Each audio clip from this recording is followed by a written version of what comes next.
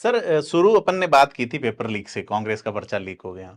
Paper leak वाले प्रकरण में बाबूलाल कटारा जो कि आरपीएससी के सदस्य रहते हुए गिरफ्तार किए गए हैं, राजस्थान के इतिहास में पहला मौका है। तो अब क्या होगा इस मामले में? अब बाबूलाल कटारा के गिरफ्तार होने के पीछे क्या कोई पॉलिटिक्स है कि वो एक ऐसे व्यक्ति हैं जो सबसे कमजोर हैं, देखा जाए जो अभी 5-4 मेंबर हैं उनमें से? शेर सिंह मीणा जो पकड़े गए इसमें पेपर लीक मामले में, उनके तार बाबूलाल कटारा से जुड़े हुए पाए गए। लेकिन ये फेल्योर सिर्फ उस लेवल का नहीं हो सकता, एक मेंबर अकेला नहीं कर सकता। इसका मतलब आरपीएससी में आपका एक ऐसा तंत्र डेवलप हो गया है जिसमें वो एक कमजोर टूल था, कमजोर कड़ी थी, जिसको आपने पकड़ लिया। ये बात एक और मेंबर पे आई थी, आरपीएससी के मेंबर पर, जब इस तरह की कहानियां थी कि इंटरव्यू में नंबर देने को लेकर के लेन देन हो रहा है। बाकायदा एंटी करप्शन ने उस पर कार्रवाई की, लेकिन उसी वक्त अगर एक्टिवेट हो जाते, प्रॉपर तरीके से कार्रवाई होती, तो शायद इतनी बात नहीं बढ़ती। और जो आरोप किरोड़लाल मीणा लगा रहे थे, जो आरोप सचिन पायलट लगा रहे थे कि आप छोटे स्तर पे कार्रवाई मत करिए, बड़े स्तर पे करिए, ऐसा लगता है कि ये एक आरपीएससी में शुद्धिकरण की शुरुआत है।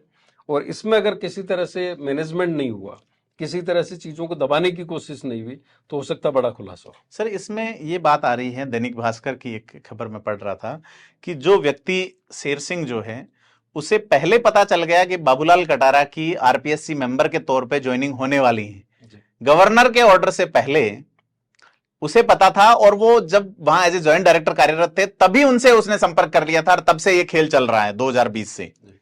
तो इसे कैसे देखते हैं कि गवर्नर को जब पता चलता है, जब वो साइन करता है, और पेपर लीक करने वालों को पहले पता चल रहा है, तो चल क्या रहा है राजस्थान में सर? इससे तो यही लग रहा है कि वो जो एक कहावत है ना, डाल डाल और पात पात वाली कहानी, कि आप एक मैकेनिज्म डेवलप करते हैं जी, उससे पहले जो आपराधिक किस्म के लोग हैं, जो इस तरह के अपराध करते हैं, वो उससे भी आगे चल रहे हैं। आप ये देखिए कि आज तो कहा जा रहा है कि अब नेस्त नाबूद कर देंगे जी, लेकिन जो हालात बने राजस्थान में लॉ एंड ऑर्डर के, उत्तर प्रदेश का अपराधी, पंजाब का अपराधी, हरियाणा का अपराधी अगर सबसे ज्यादा सुरक्षित समझ रहा तो वो कौन सा स्टेट है? राजस्थान। हर सप्ताह या कुछ दिन में अजमेर में कोई न कोई एजेंसी आकर के जांच करके जाती है जी। आप ये देखिए कि एमएलएज को धमकी मिल रही है, कांग्रेस के एमएलएज को धमकी मिल रही है जी। और उस वक्त सिर्फ ये कह देना कि नेस्तनाबूद कर देंगे, ये हालांकि इस दौरान डीजीपी के स्तर पर, एडीजी लॉ एंड ऑर्डर के स्तर पर, एडीजी सीआईडी सीबी दिनेश हेमन के स्तर पर एक बड़ी कार्रवाई की जा रही है। जगह जगह इस तरह के अपराधियों की धरपकड़ हो रही है, 1,000 अपराधियों को दर दबोचा जा रहा है और उनके खिलाफ कार्रवाई हो रही है। लेकिन मैसेज जो जाना चाहिए सरकार के स्तर पे, एक गृह मंत्री मजबूत होने के स्तर पे, कि गृह मंत्री यहाँ पे मजबूत है, और गृह मंत्री भी एक ऐसा जो मुख्यमंत्री भी है जी। तो जो डर पैदा होना चाहिए था वो राजधानी में नजर नहीं आता।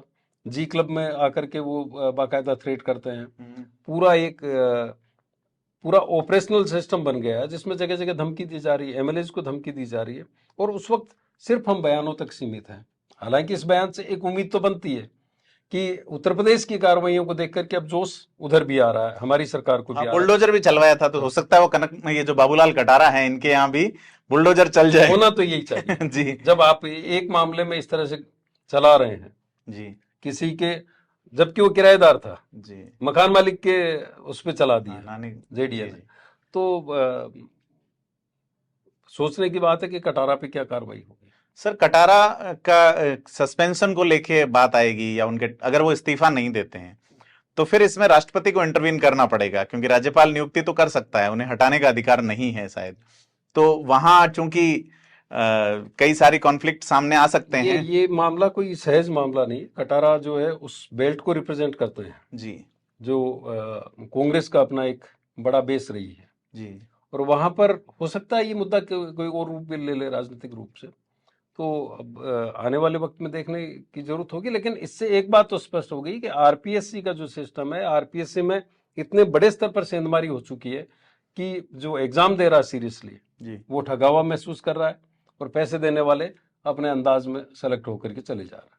तो इस पे सर अपन जैसे शुरुआत पेपर लीक पे, और अभी पेपर लीक जो है वो एक बड़ा एक स्कैम है जिसमें विधानसभा में कुछ आईएएस के नाम आए थे और भी कई लोगों के नामजद, इवन जयपुर कलेक्टर का जिक्र हुआ तत्कालीन जो थे, तो उनके खिलाफ कार्रवाइयां क्या फ्यूचर में हमें देखने को मिल सकती है, जिस तरह से अशोक गहलोत मतलब वो? मुझे नहीं लगता जी। हाथी के दांत खाने के अलग होते हैं, दिखाने के अलग होते हैं जी। अगर कार्रवाई होती तो उसी वक्त हो जाती, पर योगी, क्योंकि आपकी सिक्योरिटी से जी, आपके पास में सारा कंट्रोल है, आपके पास लॉक एंड की में पेपर पड़े हुए हैं, और उस वक्त अगर चोरी हो रहे हैं, निकल रहे हैं, आप उनकी बात क्यों कर रहे हैं? एक कोचिंग सेंटर पर सवाल खड़े हुए, उसके खिलाफ भी सीकर का एक कोचिंग सेंटर, उसको लेकर के विधानसभा में बात आई। जी।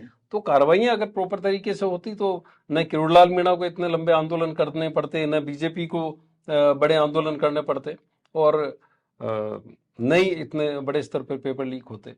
फिर भी एक उम्मीद कर सकते हैं कि सरकार शायद देर से आए, सर, लेकिन